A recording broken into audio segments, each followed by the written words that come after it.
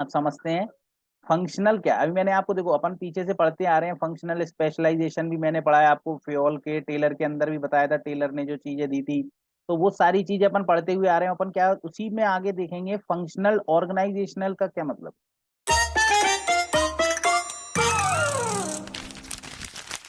Functional organizational structure refers to a hierarchical arrangement of an organization where employees are grouped based on their specialized function. Organisation किस तरीके से group करी जाती है, उनके specialised function पे बेस्ड पे। समझ रहे हो आप, स्पेशलाइज्ड फंक्शन है उसके आधार पे वो पूरी ऑर्गेनाइजेशन बेस करी जाती है। समझ रहे हो। तो जैसे मैंने आपको बताया था फंक्शनल डिफरेंशिएशन मतलब क्या होता है, फंक्शनल डिफरेंशिएशन का कि हम उस चीज पर्टिकुलर चीज को देख रहे हैं, उसकी एक्सपर्टीज फंक्शनल एक ही जगह उसको काम में दे रहे हैं। फंक्शंस और एरिया ऑफ एक्सपर्टीज, फंक्शंस और area of expertise. In this structure, employees with similar skills and responsibilities are organized into functional department. क्या बोल रहा है, इन इस तरीके के स्ट्रक्चर के अंदर जो एम्प्लॉयज होते हैं, जो जिनकी same skill, set of skill जो सेम है, रिस्पॉन्सिबिलिटी जो सेम है, वो ऑर्गेनाइज किए जाते हैं functional department, such as finance, marketing, operation, human resource and so on. अलग अलग डिपार्टमेंट होते हैं जो सिंगुलर स्किल्स वाले होते हैं, उनको एक जगह रख दिया जाता है जिससे काम करने की एक्सपर्टीज और ज्यादा निकल के आती है। In functional organization structure, each department focuses on specific functional area. ये बहुत इस याद रखना, इसी फंक्शनल का मतलब ही होता है एक्सपर्टीज है जिसके पास वो काम कर करके उसके पास एक्सपर्टीज है, इसलिए फंक्शनल ऑर्गेनाइजेशन का मतलब ही होता है सब काम नहीं करा रहे, एक एक्सपर्टीज है जिसमें वो काम आपसे हुआ जा रहा है। तो department focus on specific functional area and performs. क्या होता है फंक्शनल ऑर्गेनाइजेशन जिसके अंदर in functional each department focus on specific functional area performs related task and activities, मतलब वही एक्टिविटीज परफॉर्म की जा रही हैं।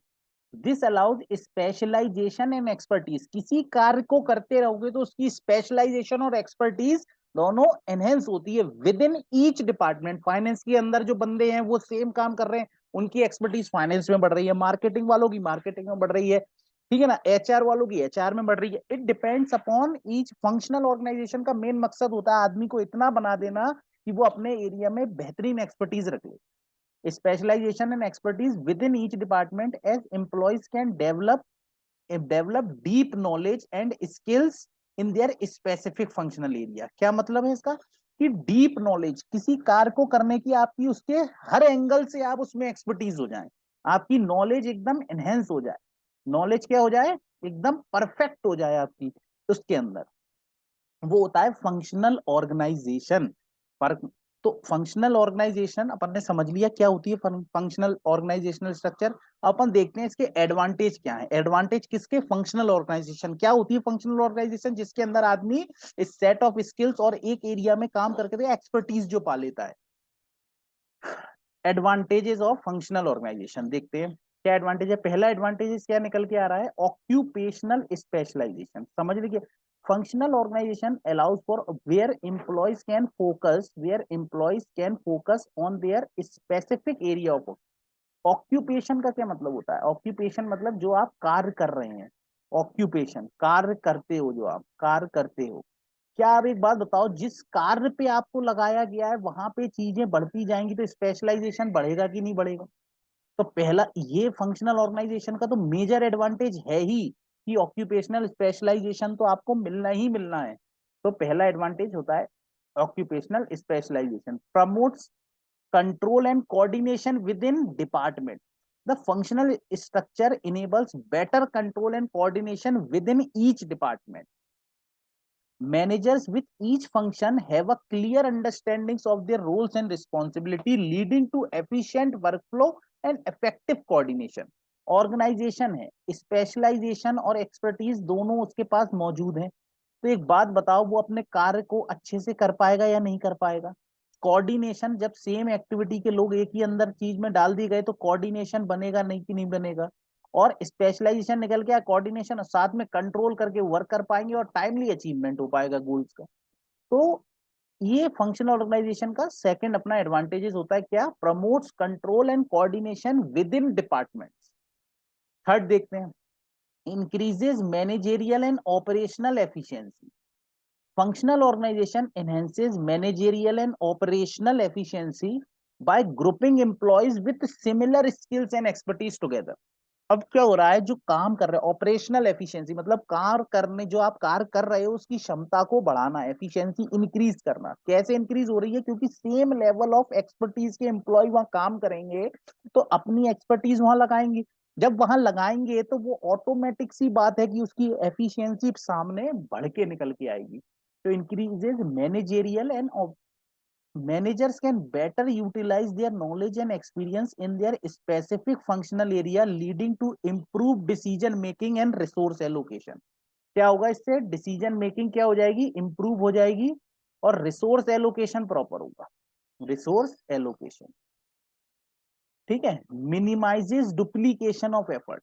देखो जब हर आदमी एक्सपर्टीज है तो वो डुप्लीकेट काम करेगा ही क्यों, एफर्ट्स क्यों लगाएगा। In functional task and activities are divided on function which minimises duplication of efforts. मतलब जो आदमी जिस चीज में एक्सपर्टीज है उसको वो काम दिया जा रहा है, एफर्ट्स जो लगा रहे हैं वो ऐसा नहीं कि कोई और लगा रहा है जिसपे एक्सपर्टीज ही नहीं है।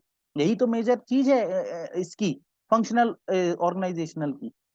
Easy and effective training. देखो जो आदमी को जो चीज आती है, मुझे जो चीज आती है समझ में, मुझे पता है, मैं पढ़ाना जानता हूँ।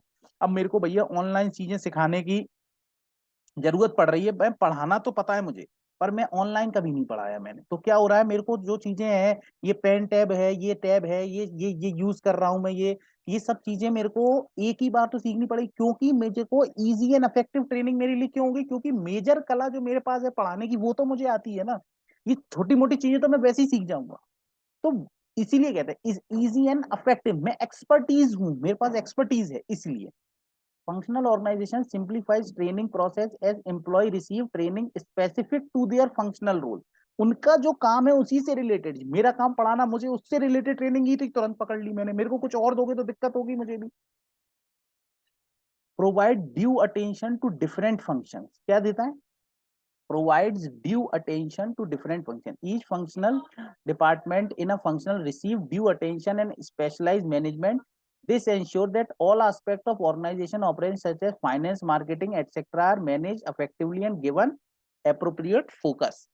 क्या वो कह रहा है वो, कि अब जो फंक्शनल डिपार्टमेंट होता है वो क्या करता है, वो जो अदर आपके डिफरेंट डिफरेंट काम है उन सबको भी फोकस में लेके चलता है। क्या लिखा है, in a function due attention is specialize and specialized manage. This ensure that aspect of the organization operations such as finance, marketing, operation are managed effectively and given proper focus. इन पे भी focus बना के चलने का उसका major कार्य होता है। तो ये अपन ने क्या देखे, एडवांटेजेस ऑफ फंक्शनल ऑर्गेनाइजेशन। ठीक है ना। तो अपन अब इसका एक निमोनिक देख लेते हैं, जो अपन हमेशा ही देखते हैं याद करने के लिए, है ना, निमोनिक। ठीक है, निमोनिक देखते हैं क्या लिखा है। शिमला के वाटर क्लब और कसिनो में आउल, डियर, टाइगर, फिश मिला। अरे बाप रे, क्या है शिमला, शिमला सब गए हैं। शिमला के वाटर क्लब में, वाटर क्लब और कसिनो में कहाँ पे मिला, शिमला का जो वाटर क्लब है, शिमला का, शिमला का क्या है जो क्लब है, देखो क्या है, देखो समझने की कोशिश करना। ये शिमला है, शिमला का क्या है, शिमला के अंदर शिमला का एक क्लब है, क्लब के अंदर क्लब है, और एक क्या है, क्लब एंड कसीनो, दो है, क्लब और कसीनो। बड़ी जगह है भैया, घूमने जाते हैं, सब चीज खुली हुई है। क्लब और कसीनो में क्या चीजें मिली हैं उनको, क्या क्या चीजें मिली हैं क्लब, क्लब और कसीनो में क्या क्या मिला है, आउल, डियर और टाइगर, आउल, डियर, टाइगर और फिश, ये तीन चीजें मिली। ठीक है ना। क्लब गए थे वहां पे, रखा हुआ चीजें तो वो उसमें मिल जाती कई बार, क्लब्स में जो अलग अलग तरीके के टाइप टाइप के होते हैं, कसिनो वगैरह में जाते हैं उसमें उनको वो सारी चीजें जो अट्रैक्ट करती है ना कंज्यूमर को, छोटी छोटी चीजें रख दी, दिख रही हैं, अच्छी अच्छी लग रही हैं, तो वो सारे टाइगर का एक वो बना दिया, शेर जैसा, कि ये भैया हमारा कसिनो शेर वाला है। ठीक है ना। तो सारी एक्वेरियम में फिशेज रख दी, आउल, डियर, इन सब चीजों के चित्र बना दिए। तो क्या हुआ, शिमला के क्लब में, शिमला के वाटर क्लब और कसीनो में, वाटर क्लब है तो ये चीजें बात सी बात है कि मिल सकती हैं। वाटर क्लब और कसीनो में आउल, डियर, टाइगर और फिश मिला। कौन कौन मिला है, आउल, डियर, टाइगर और फिश। अब अपन देखते हैं 4 पॉइंट ये हो गए, आउल, डियर, टाइगर और फिश, 5, 6 और 7। अब देखते हैं, देखो एस प्रमोट स्पेशलाइजेशन, पहला है ऑक्यूपेशनल स्पेशलाइजेशन, शिमला से एक स्पेशल, ठीक है। उसके बाद क्लब और कसिनो, क्लब और casino promotes control and coordination, club और कसिनो, क्लब और कसिनो में आउल, कौन कौन मिला क्लब और कसिनो में आउल, ठीक है ना। इसको एक पढ़ना, इसको दो, ये 3, ठीक है ना। क्लब और कसिनो में आउल मतलब managerial operational, managerial and operational efficiency, M से मैनेजेरियल, ओ से ऑपरेशनल।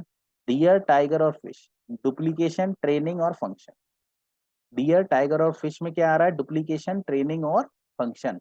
डियर, टाइगर, फिश में क्या आ रहा है, डुप्लीकेशन, ट्रेनिंग और फंक्शन। तो शिमला से ऑक्यूपेशनल स्पेशलाइजेशन, शिमला के वाटर क्लब और कसिनो, क्लब और कसिनो मतलब control and coordination.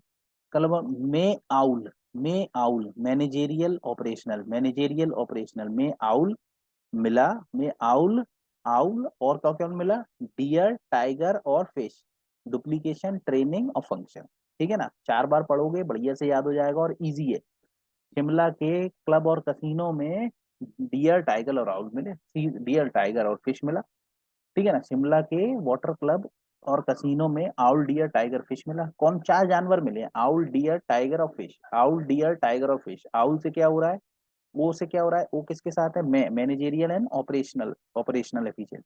Dear, tiger, fish, deer से मतलब डुप्लीकेशन, ट्रेनिंग और function, duplication, training, function. Deer, tiger, fish, deer, tiger, fish duplication, training, function, duplication, training, function, duplication, training, function. Deer, tiger, fish, deer, tiger, fish, deer, tiger, deer, tiger, fish duplication, training, function, ठीक है ना।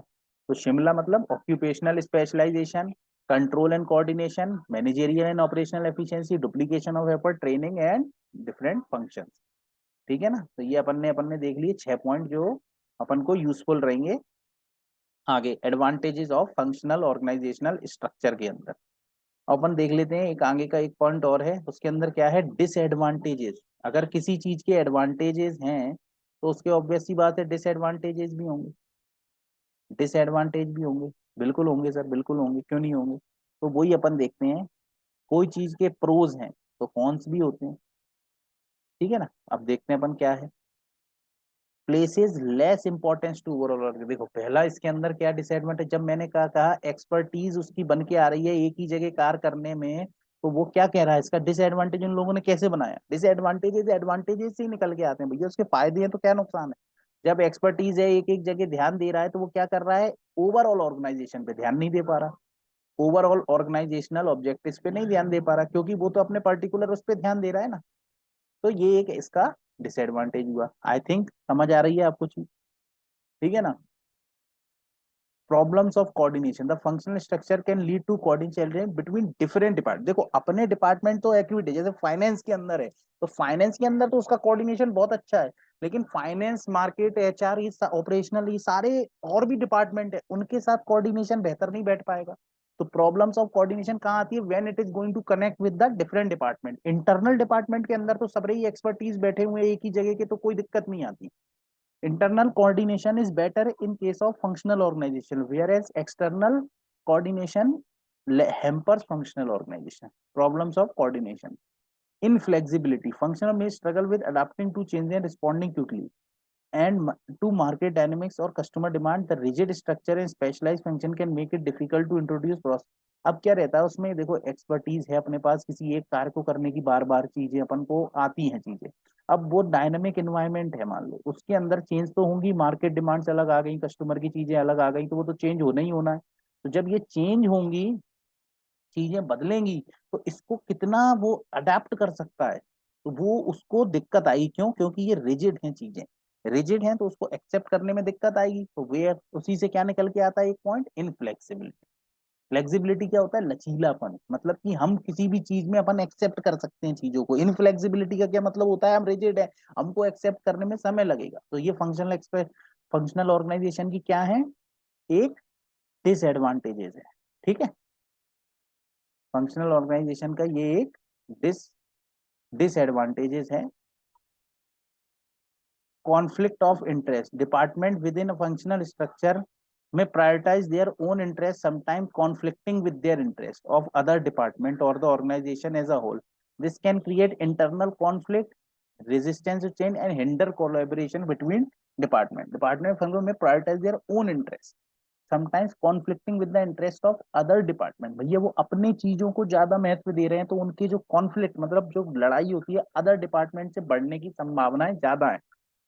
As a whole, this can create internal conflict, resistance to change. Resistance to change मतलब change ना होने के कारण, जो मैंने ऊपर inflexibility बताई, and hinder collaboration. Hinder collaboration मतलब आपदा बनेगा, कोलैबोरेट नहीं कर पाओगे. जब मानसिकता नहीं मिलेगी तो आप कोलैबोरेट भी नहीं कर पाओगे between department. Difficult to fix accountability. Accountability मतलब क्या होता है कि जिम्मेदारी, किसको जिम्मेदार ठहराएं. आपको काम दिया तो जिम्मेदार भी आपको ठहराएंगे. किसको जिम्मेदार ठहराना, यहाँ पे बात है जिम्मेदारी की. जिम्मेदारी, किसको जिम्मेदार ठहराएं, तो वो बात आ रही है. Difficult to fix accountability with the complex hierarchy and multiple layer, it can be challenging to clearly assign accountability for outcome of result. This can lead to ambiguity and confusion regarding who is responsible for specific task or objects, task और decision. तो किसी को हम किसको identity करें कि तुम ही जिम्मेदार हो इस चीज के, वो उसकी दिक्कत आती है यहाँ. डिफिकल्ट टू फिक्स अकाउंटेबिलिटी, ये एक प्रॉब्लम क्रिएट होती है किसके अंदर, फंक्शनल ऑर्गेनाइजेशन. ठीक है ना. तो ये आपको ये पॉइंट याद रखने हैं. देखो इसका निमोनिक क्या है, जो अपन ने पीछे चीज पढ़ी, इसका एक निमोनिक अपन देख लेते हैं. बहुत ही इजी और सिंपल सा निमोनिक है. ओमकार और ओजस कॉन्फेडरेशन ऑफ इंडियन इंडस्ट्री के अकाउंटेंट चुन लिए गए. देखो CII, ये आपको चीज पता होनी चाहिए. इसका मतलब होता है confederation of Indian industry. Indian industry का गूगल करना, CII का मतलब क्या होता है, तब आपको पता चलेगा. CII what does it mean. तो ओमकार एक लड़का था, ओजस एक लड़का था, उन्होंने कॉन्फेडरेशन ऑफ इंडियन इंडस्ट्री में अकाउंटेंट की जॉब उनको पक्की मिल गई. किस किस को पक्की, ओमकार और ओजस को. कहाँ पे जॉब मिली है, कॉन्फेडरेशन ऑफ इंडियन इंडस्ट्री में उनको पक्की वो मिल गई है. ठीक है. तो ये देखना पड़ेगा. अब ओमकार और ओजस, ठीक है ना. अपन पॉइंट क्या देख रहे हैं, ओमकार और ओजस का. तो ओमकार मतलब ओवरऑल ऑर्गेनाइजेशन, ओमकार और Ojas overall organization, overall organization, Omkar Ojas overall organization, overall organization में CII coordination in flexibility interest. CII में किसकी जॉब मिल गई, अकाउंटेंट की. तो अकाउंटेंट से क्या, अकाउंटेबिलिटी. सिंपल है. ओमकार और ओजस को CII में अकाउंटेंट की जॉब मिल गई. अकाउंटेंट की नौकरी होती है, क्या होती है, अकाउंटेंट जो फाइनेंस वाले होते हैं वो नौकरी करते हैं ना, वही खाता तैयार करना जो आप करते हो वो सब चीजें. तो ओमकार और ओजस दो लड़के थे. Overall organisational objective CII. CII से क्या मतलब, कोऑर्डिनेशन इन फ्लेक्सिबिलिटी और interest, conflict of interest. Coordination in flexibility interest, coordination in flexibility interest और अकाउंटेबिलिटी. तो अपने ये 5 पॉइंट इजीली याद हो गए अपन को. किस चीज से, एक निमोनिक से, जिसका मतलब है ओवरऑल ऑब्जेक्टिव ओमकार ओजस. CII, CII से मतलब CI कोऑर्डिनेशन, इनफ्लेक्सिबिलिटी और कॉन्फ्लिक्ट ऑफ इंटरेस्ट और अकाउंटेंट की जॉब मिली तो अकाउंटेबिलिटी. तो ये जॉब मिली अकाउंटेंट की, तो अकाउंटेबिलिटी भी तो आप ही के ऊपर आएगी ये. ठीक है ना. तो ये अपना एक टॉपिक और होता है जिसका क्या मतलब है, जिसका क्या मतलब है, डिसएडवांटेजेस ऑफ फंक्शनल ऑर्गेनाइजेशन.